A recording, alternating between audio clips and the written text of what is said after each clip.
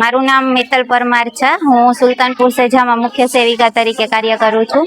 આજના પ્રોગ્રામ છે તો એ મહિલા અને બાળ વિકાસ વિભાગ દ્વારા આપણે પોષણ ઉત્સવ 2026નો કાર્યક્રમ આજે રાખેલ છે, જેમાં આંગણવાડીમાંથી મળતા THRના પેકેટ બાલશક્તિ, માતૃશક્તિ અને પૂર્ણાશક્તિ તથા શ્રી અન્ન એટલે કે જાડા ધાન્યો મિલેટ્સમાંથી બનતી વાનગીની વર્કરો બહેનો દ્વારા જે કુકિંગ કોમ્પિટિશન રાખવામાં આવેલી છે, જેમાં અમારા સેજાના 18 વર્કર બહેનો હાજર છે અને દરેક બે વાનગી બનાવીને આવેલા છે અને એ વાનગીમાંથી આપણે સિલેક્ટ કરી અને આજે 1 થી 3 નંબર આપવાના છે। આજના કાર્યક્રમમાં 30 થી 40 જેટલા વાલી ઉપસ્થિત રહેલ છે, અમારા વર્કર બહેન ઉપસ્થિત છે। આ સાથે સ્કૂલના શિક્ષકો, ગામના સભ્યશ્રી, સરપંચશ્રી અને આરોગ્યનો સ્ટાફ અને પત્રકારો ઉપસ્થિત રહેલ છે।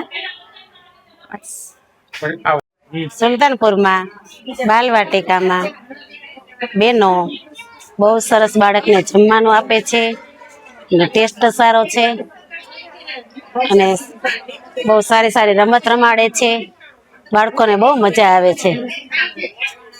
ચણા, ભાત, થેપલા, પુલાવ, સુખડી, બધું, ઢોકળા, ઇડલી, બધી વસ્તુઓ આપવામાં આવે છે। આપણે ટોટલ કેટલી આંગણવાડી છે? 9 ટોટલ 9 કાર્યક્રમ છે સ્કૂલમાં। આશરે પોષણ મિલેટી વાનગી સ્પર્ધા। બરોબર, જેમાં તમે વાનગી પોષણ જોઈ? હા, બરોબર। તમને શું લાગ્યું? અમને હાંડવો બહુ સરસ લાગ્યો।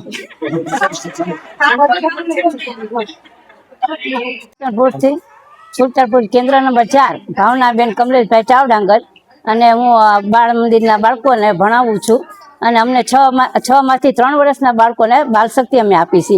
એના પેકેટમાંથી બાળકોને કેવી રીતે જમાડવા, હાથ સાફ કરીને જમાડવા, એવી રીતે અમે છવછા વિશે સમજાવી છે। પૂર્ણશક્તિવાળા કિશોરી બેન 15 થી 18 વર્ષની છોકરીઓને અમે પૂર્ણશક્તિ આપી છે। એમાંથી અમે શું બનાવી શકીએ એવી રીતે અમે વાનગીની ચોપડી બતાવીએ છીએ કે બટા આમાંથી તમે આવું ખાઓ એટલે તમને વિટામિન મળે, લોહી તત્વ મળે। આમાં ઘણે અને આમાં લીલા શાકભાજી હોય તો ઉમેરાય છે, ભાજી છે, કોથમીરી છે, એવું બધું એવી રીતે જમી શકે એટલે લોહી તત્વ વધે। કિશોરી માટે સગર્ભા ધાત્રી માટે પણ આ બાળકો માતૃશક્તિ અમે આપી છે।